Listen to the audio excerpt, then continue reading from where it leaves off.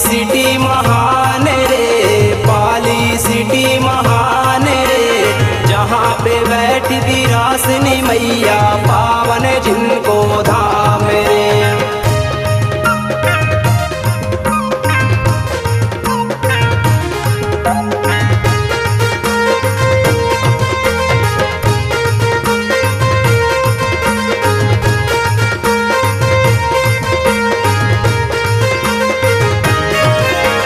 उचहरा धाम अमलेश्वर धाम में बनते बिगड़े काम रे, उचहरा धाम अमलेश्वर धाम में बनते बिगड़े काम रे।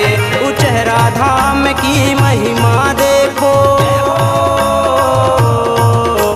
उचहरा धाम की महिमा देखो, जग में ऊंची शान रे, पाली सिटी महान रे, पाली सिटी महान रे, जहाँ पे बैठी विरासनी मैया पावन जिनको धाम रे। पाली सिटी महान रे, पाली सिटी महान रे, जहाँ पे बैठी विरासनी मैया पावन जिनको धाम रे।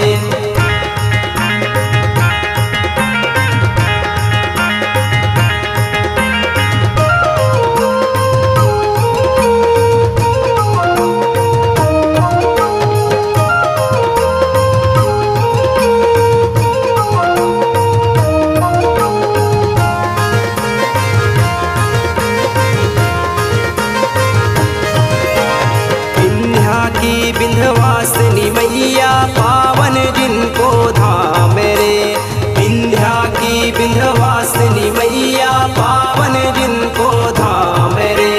सावन में झंडे चढ़ते हैं हो, सावन में झंडे चढ़ते हैं, सबसे ऊंची शान रे, पाली सिटी महान रे, पाली सिटी महान रे, जहाँ पे बैठी विरासनी मैया पावन जिनको धाम रे।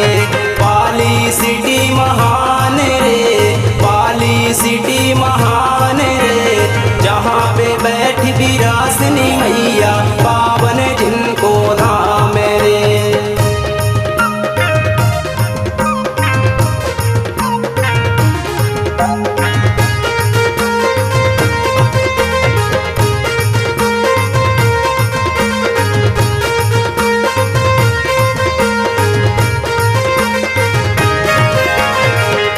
खेर माई माता देखो ना रोजाबाद की शान रे, बड़ी खेर माई माता देखो ना रोजाबाद की शान रे। बूढ़ी खेर माई छोटी खेर माई माँ, बूढ़ी खेर माई छोटी खेर माई, सबका बढ़ाती मान रे, पाली सिटी महान रे, पाली सिटी महान रे, जहाँ पे बैठी विरासनी मैया पावन जिनको धाम रे।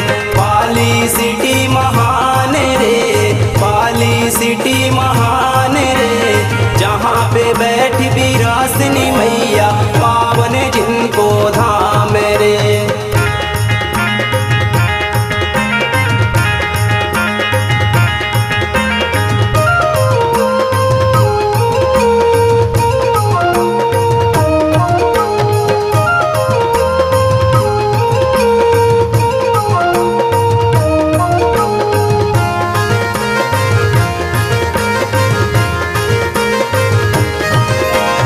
अमलेश्वर में माँ अमलेश्वरी पावन जिनको धाम रे, अमलेश्वर में माँ अमलेश्वरी पावन जिनको धाम रे।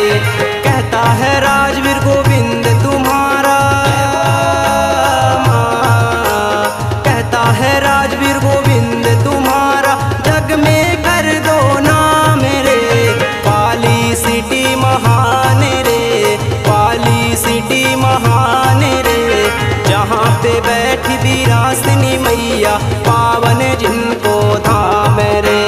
पाली सिटी महान रे, पाली सिटी महान रे, देख विरासनी मैया